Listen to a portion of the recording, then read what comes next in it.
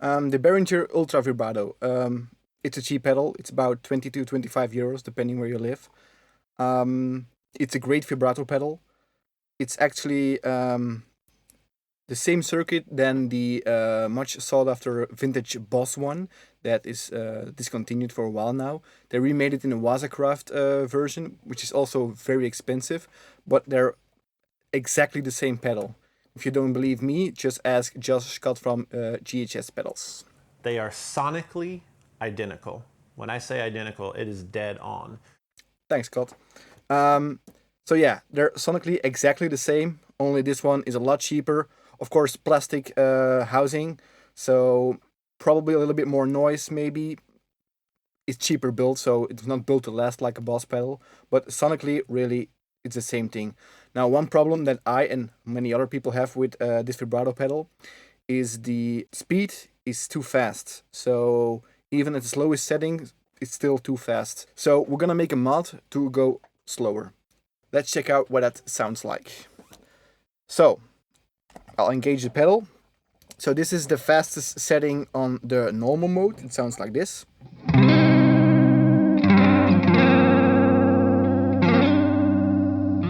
And then if we go slower,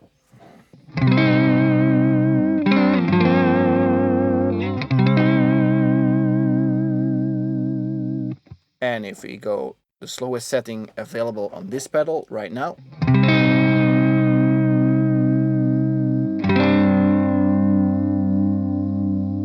so if you want to go even slower than that, there's no way unless you mod it. So we'll go back to the fastest setting, flick this switch over, the mod we've done, and then listen again. So it starts already much slower, but then if we turn it back even more,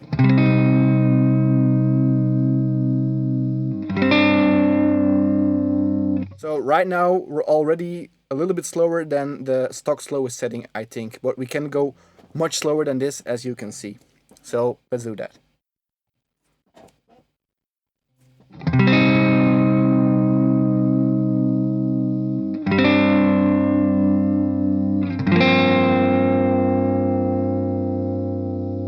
And let's go even slower again. And now it's like really a subtle effect, although the mix is quite high. It's subtle because it's just so slow.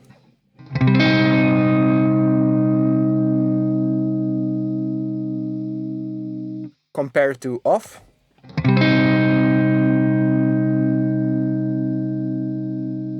On.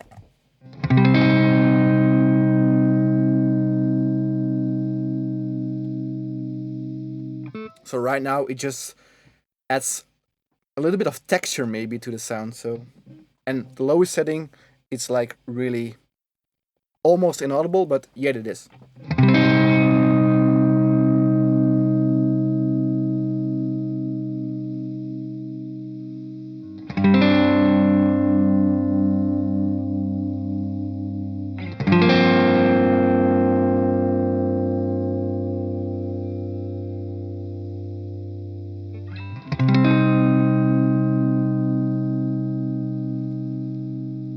Let's flip the switch back again to the lowest setting of the stock settings. So yeah, much slower. So now we're gonna check out how to do the mod. I'll show you, and I'll show you step by step, and you should be able to do it yourself. If you can solder a little bit, have a screwdriver, then probably you'll be able to. Alright, check it out. So what you'll need for this build is of course the pedal itself. You'll need a soldering iron, you'll need some solder of course, then some wire clippers, a screwdriver or electric screwdriver, two 100 nanofarad capacitors, a switch, wires of course, and a wire stripper, and a drill bit, a drill, and last but not least, a good glass of whiskey. Don't skip this part. So, first of all, you need to open up the enclosure. There are 4 screws you need to loosen, and then normally the back lid pops right off, like so. Then you need to open up the foot switch, I suppose, by pressing the buttons on the side, and then that one comes loose as well. You can see the spring over there. Then you need to remove the knobs. It needs a little bit of force, and then the pedal opens up. Just put the battery clip right through the hole over there, and there you can see the inside of the pedal. Then you'll need to loosen some screws on the PCB, and that one also comes right out. And remove the ground clip as well and put it somewhere safe. So there you have it, capacitor C15 and capacitor C12 over there. Those are the ones you need to solder the capacitor parallel to. If you don't want the mod to be switchable, you can just solder them right on the board, like so. And then you have the mod permanently and not switchable. First we're gonna add some solder to the ends of the capacitor, so you get some blobs over there, like so. Now as you can see, I made a small mistake there. I soldered capacitor C18 instead of C15, so it's the one above that. I soon realized the mistake and corrected it. Maybe that glass of whiskey wasn't a good idea after all. Just kidding, whiskey is always a good idea. So next up we're attaching the wires and the capacitor to the switch.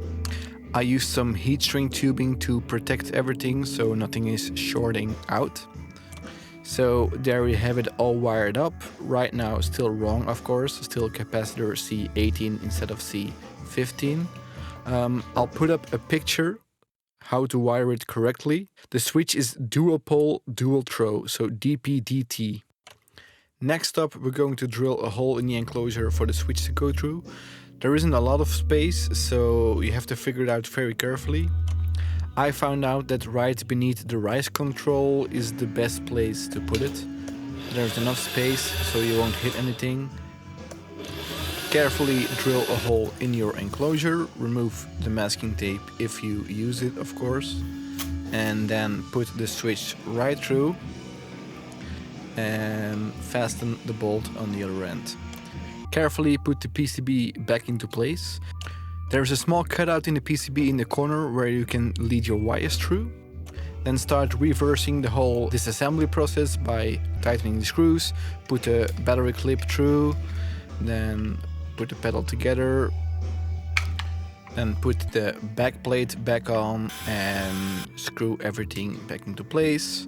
Reattach the lid of the foot switch with a screwdriver, just make sure it clicks and works properly. And then finally put the knobs back where they belong in the right position. And there you have it, you successfully modded your pedal.